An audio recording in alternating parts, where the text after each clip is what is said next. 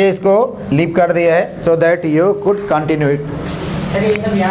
याद है ना, लर्न है, हो सकता है मे बी पॉसिबल इसमें से कुछ जो हमारे टाट नहीं रहे हैं हो सकता है उनको लर्न ना हो तो अभी उनको इसमें मदद मिलेगी। ठीक है, तो देयर फॉर आई लेव इट। ठीक है, मैं इसे छोड़ दे रहा हूँ। तो आपका जो C2 है, C2 that is called OL।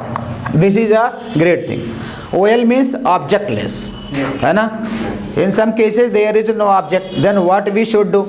अगर किसी भी नरेशन के आरबी में ऑब्जेक्ट नहीं आता है तो हम लोग क्या करेंगे, वहाँ पर क्या करेंगे, लेट उसको मान लेंगे। लेट में आप मानने के लिए स्वतंत्र हो तीन चीज़ें, आप हिम कंसीडर कर सकते हो, मी कंसीडर कर सकते हो, या फिर हर कंसीडर कर सकते हो। तीनों में से कुछ भी मान सकते हो। This depend upon you, this is your own monopoly. Monopoly माने होता है एकाधिकार, अपना एकाधिकार है, आप जो चाहो तीनों में से मान लो। ठीक है ना। तो ये आपको OL केस में देता है। ठीक है, और इस दशा में आपको क्या करना है, your said will be still constant, you not will be allowed to change it. Now यहाँ पर शेड को आप टोल्ड में नहीं बदलोगे, ये शेड जो है आपका शेड रहेगा, है ना। You will not be able to change it into told, ये आपका टोल्ड में बिल्कुल नहीं बदलेगा। ठीक है, इन दैट सिचुएशन ध्यान रखिएगा, OL के केस में नहीं बदलेगा, क्योंकि सारी जितने बाकी केसेज हैं ना, ये 8 केसेज, इसके 8 केसेज जो होते हैं सारी चीज़ें आपको एक्सप्लेन कर देते हैं। ठीक है, सेंटेंस जैसे आया, नया set comma inverted comma start, I can not ignore you, ये हुआ, है ना। This is RB and this is RS। Now you have to change it. आपने देखा कि which type of it, first of all जब इसे चेंज करोगे तो आप देखोगे कौन सी टाइप का है, तो आपको लगेगा दिस इज असर्टिव। क्यों? Because the sentence is being started here from subject, ये आई से स्टार्ट हो रहा है एंड आई हियर सब्जेक्ट, है ना। ये आपका इंपरेटिव नहीं है। क्यों नहीं है? क्योंकि एक्शन नहीं है, डू नॉट से स्टार्ट नहीं है, लेट से नहीं स्टार्ट है, काइंडली से नहीं, इसलिए इंपरेटिव नहीं। इंट्रोगेटिव नहीं है क्योंकि ना ऑक्सिलरी रिवर्ब से स्टार्ट हो रहा है, ना क्वेश्चन वर्ड से स्टार्ट हो रहा है, ना आखिरी में क्वेश्चन वर्ड लगा है। ऑप्टेटिव नहीं है क्योंकि इसमें मे से स्टार्टिंग नहीं हो रही, साइन ऑफ ऑप्टेशन नहीं लगा है। साइन ऑफ ऑप्टेशन बोले तो दिस थिंग। ठीक है, और एक एक्सक्लेमेटरी बिल्कुल नहीं है क्योंकि इसमें हुर्रा नहीं आया, लास्ट नहीं आया, व्हाट हाउ से स्टार्टिंग नहीं है, आ से नहीं आया, ओ से नहीं आया, इसलिए ये अफर्मेटिव है। समझ गए?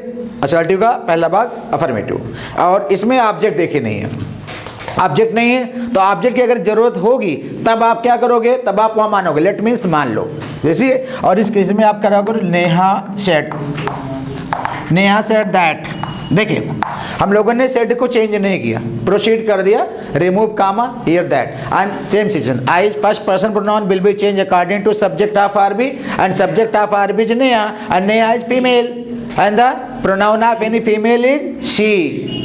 पूरा कंफर्म आप बोलिए, है ना। ये नहीं कि ऐसे बदल जाए। क्यों बदल जाएगा? किसी के पास क्वेश्चन ही ना रहने दो, अगला सवाल ही ना कर पाया, पूरी बात बताओ कि I first person pronoun and this will change according to subject of RB, और सब्जेक्ट ऑफ RB क्या है, फीमेल है, और फीमेल का प्रोनाउन क्या होता है, शी। तो इसलिए हम लोग यहाँ पर क्या कर रहे हैं, की जगह पे शी कर रहे हैं। Can will be change to could according to the changes. Changes में होता है क्योंकि इधर पास्ट टेंस है तो भी कैन का पास्ट टेंस हम लोग कुड कर देते हैं। तो हो गया सी कुड नॉट इग्नोर, हाँ, and you is second person pronoun, है ना। This is the case. इस सेंटेंस में यही बताने की कोशिश की जा रही है। And you second person pronoun, this will change according to object of RB and object of RB is nothing here. जब ऑब्जेक्ट नहीं होता है तो दिस डिपेंड अपॉन यू। अगर आप यहाँ हिम मानते हो तो यहाँ पर क्या हो जाएगा, हिम हो जाएगा। अगर यहाँ पर मी मानते हो तो वहाँ मी हो जाएगा, यहाँ हर मानते हो तो वहाँ हर मान। इधर you have 3 options, this depend upon you. ठीक है, अगर आप यहाँ हिम मानोगे तो यहाँ क्या हो जाएगा, हिम हो जाएगा। ठीक है, तो यार आपका इग्नोर हिम हो गया। किसी को इन्होंने हिम माना तो हिम हो गया, इन्होंने हर माना तो इनके हिसाब से हर हो जाएगा, इन्होंने मी माना तो मी हो जाएगा। क्यों? क्योंकि जब ऑब्जेक्ट नहीं है, ना हम देख रहे हैं ना आप देख रहे हो, हमको किसको पता है कि वहाँ पर वो नेहा किससे बात कर रही है, नेहा किससे बात कर रही है, और आगे के सेंटेंस से कुछ ऐसा लग भी नहीं रहा वहाँ पर कौन है, तो इसलिए आपको मानने के लिए स्वतंत्रता है। ठीक है, तो this is the case to upon OL and OL means the abbreviation of OL is objectless. Confirm? Clear? Now इसका तीसरा केस है C3 अपॉन OD। ओडी का मतलब होता है ऑब्जेक्ट डिस्प्लेसमेंट। ऑब्जेक्ट डिस्प्लेसमेंट में क्या होता है, इसका जो सेड होता है वो आपका टोल्ड में, वो सेड में नहीं रहने देंगे आप इसको, उसको आप टोल्ड में बदलोगे। क्यों बदलोगे, उसका चक्कर है। देखिए अगर आएगा Aman said comma inverted comma start I was waiting you Sheetal, this is the case, है ना। सेंटेंस को पढ़ने से लगेगा कि अमन जिससे बात कर रहा है वो है सामने, that is there. Aman said I was waiting, है ना, फॉर यू। वेट एक ऐसा वर्ड है, आपको बता दें, वेट एक ऐसा वर्ड किसी फॉर्म में आए, if wait appears in any form this must follows for. Wait के साथ हमेशा फॉर आएगा। कहीं एडिटिंग में देखना अगर वेट के साथ में फॉर नहीं तो दैट इज रॉन्ग। वेट है, वेटिंग है, वेटेड कहीं भी आएगा अपने साथ में फॉर लेकर आएगा, ठीक है। तो जैसे यहाँ पर छूट गया था, हमने बोला आई वाज वेटिंग फॉर यू, ठीक है, कामा शीतल। इसका मतलब अमन शीतल से बात कर रहा है और शीतल है, बट प्रॉब्लम क्या थी कि शीतल अपनी प्रॉपर जगह पे नहीं आई थी, यहाँ इनको होना चाहिए था, और वो बाई मिस्टेक या by any problem by habit see displace from here to there, और वो किसी कारण से यहाँ से वहाँ डिस्प्लेस हो गई हैं। Therefore we have to shift here from there to there. हमें शीतल को वहाँ से यहाँ शिफ्ट करना पड़ेगा, ठीक है। तो here Aman told Sheetal that, ये शीतल को हमने यहाँ शिफ्ट कर दिया। Now it means there is object available, object यहाँ पे लेबल है, ठीक है। इसीलिए इसका सेड में नहीं रहता है, टोल्ड में बदलता है, क्योंकि टोल्ड में बदलने के लिए सेड टू होना जरूरी है। आप कहोगे कि टू कहाँ है, टू यहाँ पर कंसीडर्ड रहता है। जैसे आपका शीतल यहाँ पर कंसीडर किया जाता है तो सेड के साथ में टू दिखने लगता है, यानी वो इनविजिबल होता है। जैसे आप शीतल को यहाँ मानोगे तो ऑटोमेटिकली सेड के साथ में टू आके जुड़ जाएगा, तो वो छिपा रहता है, वो दिखता नहीं है। आपको समझना होगा कि कामा और इस कामा के बीच में टू है। जैसे आप शीतल को यहाँ रखेंगे टोल्ड के साथ में, आपके टोल्ड में माना जाए कि वो सेड नहीं बल्कि सेड टू था। तो Aman told Sheetal that, and बाकी process in the same way. I first person pronoun will be change according to Aman. Aman is a boy, Aman is a male, किसी मेल का प्रोनाउन क्या होता है, ही, तो हो गया he. And was a were will be change into had been, तो हो गया हैड बीन। हैड बीन के साथ में वेटिंग फॉर हर, ये हो गया आपका दैट्स डन। समझ गए, ये आपका ओएल केस, ये आपका ओडी केस है ना। जब आप कहीं पर आपके पास डायलॉग वगैरह आता है तो ये सारी चीज़ें अगर आपको मालूम होती है तो कोई प्रॉब्लम नहीं। कितना बड़ा कितना भी छोटा पैरा पूरा कापी आप पूरा क्या नाम बुक का ही भरा हो तो you will be able to change. तो सारी चीज़ें पता होनी चाहिए। अब हम बात कर रहे हैं केस 4 की। केस 4 में क्या होता है, आपका ये केस होता है ECW, excess calling word. Excess calling word मतलब excess calling word. Excess calling word का मतलब जब सब्जेक्ट ऑब्जेक्ट को कुछ कह के पुकारता है तो हम लोग वहाँ क्या करते हैं, एड्रेसिंग एज से जोड़ देते हैं। एड्रेसिंग एज से, एड्रेसिंग एज में ECW को जोड़ देते हैं। जैसे मान लीजिए Mohan said to Rani comma inverted comma start I was missing you my heart and soul, heart and soul. नायक नायिका से बोल रहा है, उसको इम्प्रेस करने के लिए बोल रहा है। मोहन बोल रहा है रानी से आई वाज मिसिंग यू, मैं तुम्हें याद कर रहा था, मैं तुम्हारी कमी महसूस कर रहा था, है ना, मेरे दिलो जान। माई हार्ट एंड सोल का मतलब है ना मेरे दिलो जान जो भी है उसको इम्प्रेस करने के लिए बोल रहा है। ये मोहन को जरूर नहीं था कि माई हार्ट एंड सोल बोले, तो ये जो उन्होंने बोला ये चीज़ें my heart and soul, this is the access calling word. यानी जब भी सब्जेक्ट को जब सब्जेक्ट ऑब्जेक्ट को कुछ अलग कह के पुकारे, आप समझ जाओ कि वो एक्सेस कॉलिंग वर्ड है। और आप उसको कहाँ एडजस्ट करोगे, एड्रेसिंग एज, वो भी सेंटेंस के बिल्कुल आगे।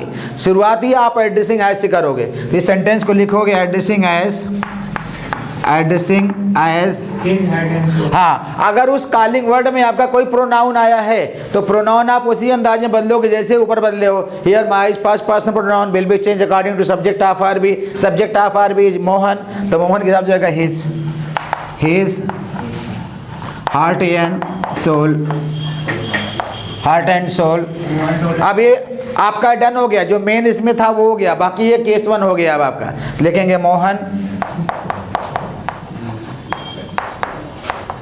मोहन टोल्ड रानी दैट, बाकी वही चीजें। आई फर्स्ट पर्सन बदलेगा मोहन में ही, और ये आपका was ever will be change into had been लिखा हुआ, हैड बीन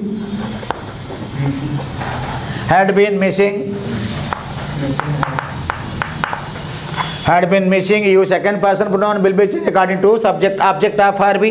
रानी का ऑब्जेक्ट फॉर्म हो गया हर, ये हो गया। और आपका केस 5 आपका कहलाता है 137 केस में होता है no changing in box of RS, है ना। देखिए जैसे आया sentence, he says to me comma inverted comma start, I am doing my task. देखिए सेज टू आया, ये आपका बॉक्स नंबर 1 में, यानी प्रेजेंट इंडेफिनिट में। Here 1 stand for box number 1। Box number 1 क्या means present indefinite, 3 means future indefinite and 7 means present perfect. यानी जब आपका आरबी यानी कामा से पहले वाला भाग, ध्यान दीजिएगा, whenever your this portion before comma is in box 1 और 3 और 7, जब भी आपका ये कामा वाला भाग आपका बॉक्स 1 या 3 या 7 में होगा तो इसका टेंस नहीं बदलेगा, मतलब चेंजिंग नहीं होगा। यानी इज एम आर तो इज एम आर ही रहेगा, वाज या वर नहीं होगा।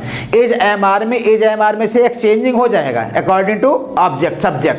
यानी जो आई बदलेगा, जैसे आई के साथ में एम लगता है, मान लो ही आ जाएगा तो वहाँ ये हो जाएगा, यू आ जाएगा तो आर हो जाएगा, वाज या वर नहीं होगा। देखिए तो हो जाएगा ही।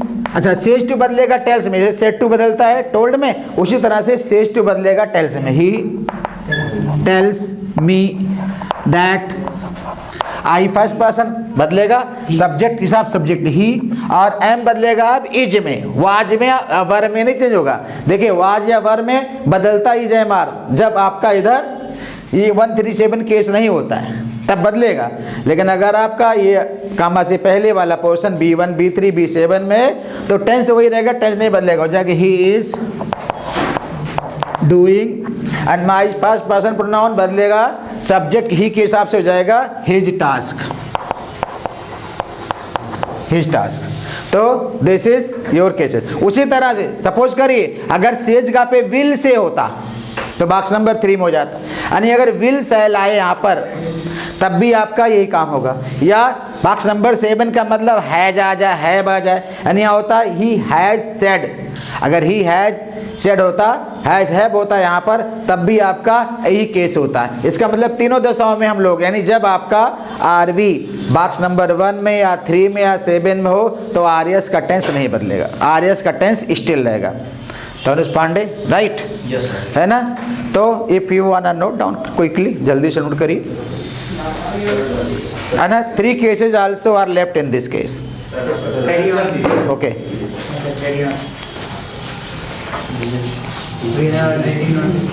Noted, okay.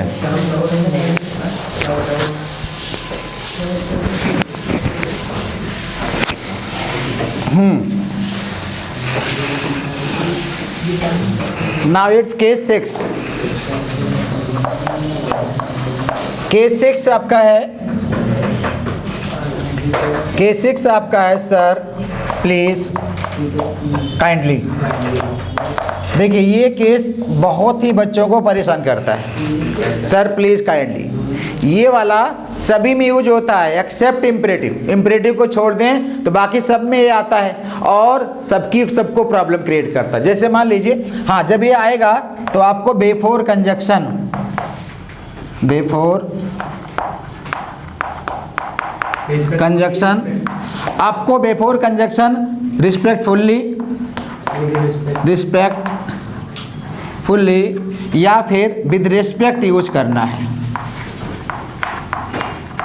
इन दोनों में से कुछ एक ऑप्शनल है। जैसे मान लो आएगा Aman said to me comma inverted comma start I want to meet you sir. देखिए अगर ये इम्परेटिव में होता तब सेड ही बदल जाता है इसका, लेकिन इम्परेटिव में नहीं है तो वो अफर्मेटिव में है, इंट्रोगेटिव में है, एक्सक्लेमेटरी में, आफ्टर। बाकी चारों केसेस में यही होगा। क्या होगा? जैसे आप जो रूल्स रेगुलेशन उसके हिसाब से करो, बस यहाँ कंजक्शन से पहले आप इन दोनों में से एक लगा दो उस सर की वजह से। जैसे यहाँ पर लिखेंगे हम लोग Aman told me that, I first person pronoun बदलेगा अमन में ही। ये बात समझ में आई? जिसको ना समझ में पूछेगा। और वांट इज एक्शन की first form will be change into second form of action, यानी एक्शन की फर्स्ट फॉर्म लिखा है, नहीं लिखा तो आप लिख सकते हो। एक्शन फर्स्ट बदलेगा सेकंड फॉर्म ऑफ एक्शन, और एक्शन टू बदलेगा हैड प्लस एक्शन थर्ड, यानी B1 B2 में चेंज होता है और B2 will be change into B8 में। B8 का मतलब पास्ट परफेक्ट में। ये हो गया ही वांटेड टू। ओह हाँ, okay, sorry for that, I like to insert here. हाँ, अमन टोल्ड मी, ये अक्सर ऐसा होता है कि वो बीच में रह जाता है, जब आखिरी में पहुंचता तब आपको याद आता है कि वो छूट गया। अमन टोल्ड मी विद रिस्पेक्ट, यही तो केस था इस केस का। हाँ, विद रिस्पेक्ट की जगह पे क्या लिख सकते हो? रिस्पेक्टफुली। ध्यान रखिएगा, रिस्पेक्टफुली वाले विद नहीं लगा सकते हो, फिर वो रॉन्ग होगा। ये ध्यान रखना है कि Aman told me with respect and remove comma put that I first person will be change according to Aman, he want will be change into wanted to meet, and here you second person pronoun will be change according to me हो जाएगा। ठीक है, ये रहा। तो इसमें दो ही बस यही केस है, इसमें से आपका कोई भी आए, सर आए, प्लीज आए, काइंडली आए, सब में यही करेंगे। ठीक है, और आपका केस 7 है, सेकंड लास्ट में क्या है? केस 7 में इसको कहते हैं universal truth, UT stand for universal truth. ठीक है, यूनिवर्सल ट्रूथ में कोई स्टेटमेंट आता है, कोई कोटेशन आता है, कोई कही बात आती है ना, जो स्टिल रहता है उसमें उसका राइट होता है कि आप उसको चेंज नहीं कर सकते हो। उसमें क्या होगा? No changes in box of आर्यस, उसके आर्यस में कोई चेंजिंग नहीं होती। जैसे आया